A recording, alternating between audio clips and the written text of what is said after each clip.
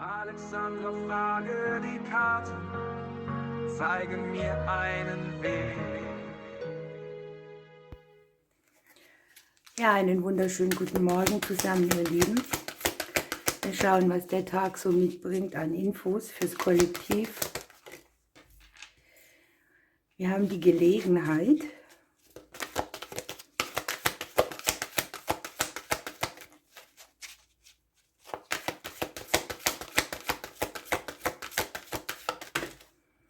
die Offenheit, viel Mond hier.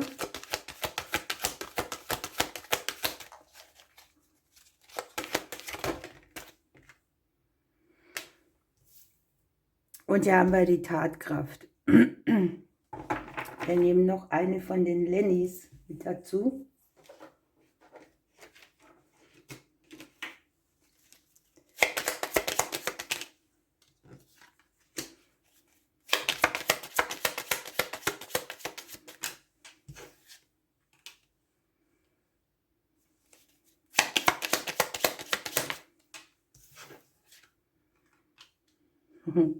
Ja, es geht darum, etwas in Bewegung zu bringen, Hindernisse zu überwinden, einen Stress zu minimalisieren.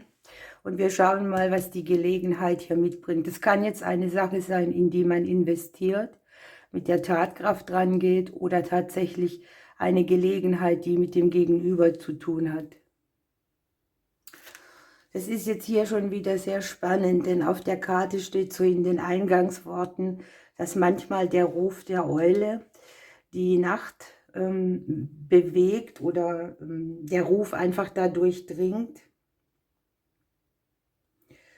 Und es so ist, dass im Prinzip trotz der dunklen Nacht das Licht vom Mond durch alles scheint. Und hier haben wir ja die Kiefer mit drauf. Und die steht für immergrün, für langlebig, für unsterblich, für Fruchtbarkeit, Gesundheit und Fülle. Wir haben den weiblichen Aspekt vom Mond dabei, ne? Und hier legt sich die männliche Karte drauf. So, und die Botschaft lautet, wir sind jetzt im Hier und Jetzt, ne, in der ersten Karte, dass die Geschenke des Universums auf uns warten, dass sie in unser Leben fließen wollen. Fülle, Gesundheit, Vitalität, Freude. Und die Karte sagt auch, das ist eine schnelle Energie, eine Energie, die in den nächsten Tagen schon abrufbar ist. Und es ist eben so, dass das Leben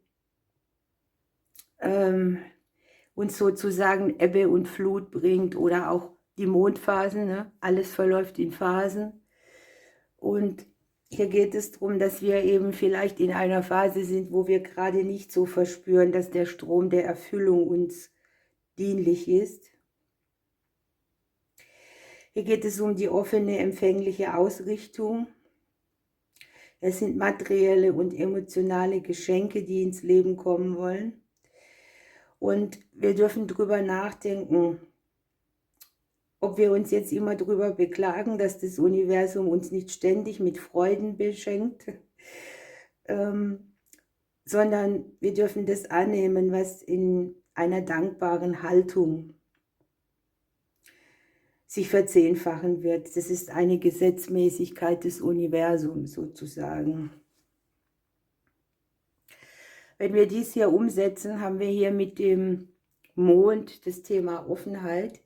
Und da kommen auch wieder die Zyklen des Mondes mit, die unser Leben halt beeinflussen. Die natürlichen Zyklen. Wir haben ja heute fast keine Zeit mehr, dieses Phänomen richtig zu beobachten und mit einzubeziehen in unser Leben. Aber hier geht es darum, dass wir, was können wir tun, ne, um hier wieder rauszukommen. Es geht darum, still zu werden, nichts tun, zu entspannen, sich Zeit nehmen, Ausschau halten nach Zeichen, dem Universum zu lauschen oder auch der Natur, ne, je nachdem. und das Leben zu betrachten, statt dass man sich drin verwickelt oder nur diesen Stress auch ausübt. Und es geht wirklich auch um Überraschungen des Universums, um Dinge, die wir übersehen, himmlische Wunder, unerwartete Richtungen, die ins Leben treten wollen, die natürlich hier auch stressminimierend sind. Und dann kommen wir hier hinten raus und hier haben wir die heraufziehenden Wolken. Hier ist der Berg mit dabei, ne? Hier möchte etwas, was festsitzt, was ein Hindernis darstellt, in die Tatkraft gehen. Die Aussage hier ist auch so, dass es so wie ein Sturm energetisch wirkt auf uns, ja?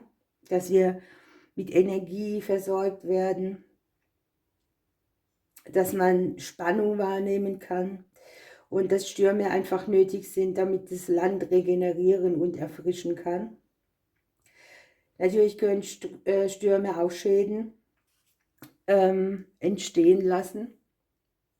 Aber hier die Botschaft ist einfach, dass eine Veränderung heraufzieht und es geht um das Jetzt. Ne? Mit der Sense, hier haben wir die schnelle Energie und wir dürfen natürlich hier zur Tat schreiten, im Hier und Jetzt sein, uns unseren Ängsten stellen, etwas tun, eine Aktion, ne? Nach vorne sehen, fokussiert sein und mit Klarheit und Bestimmung den Weg weitergehen, den Geist ein bisschen beleben.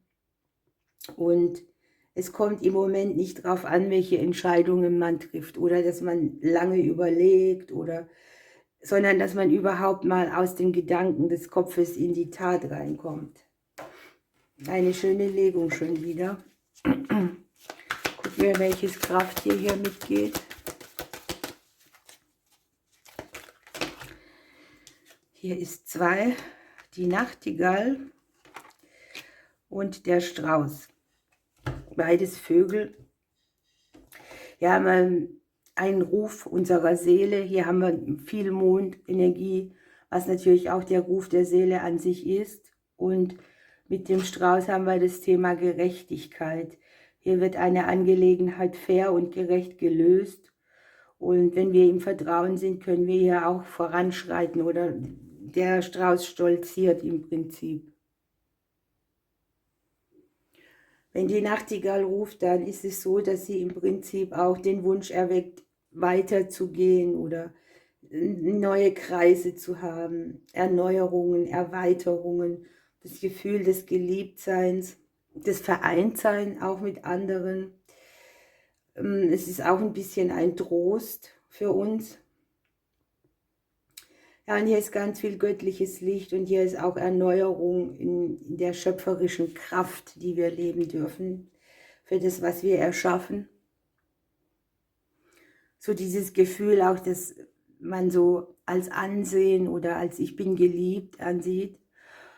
Und mit dem Emo haben wir tatsächlich, dass uns Gerechtigkeit irgendwo widerfährt, dass wir uns nicht ausbremsen lassen, dass man seine Gaben einsetzen kann, um Glück und Freiheit zu verbreiten und dass man auch auf der Erde so sich gut und glücklich fühlt.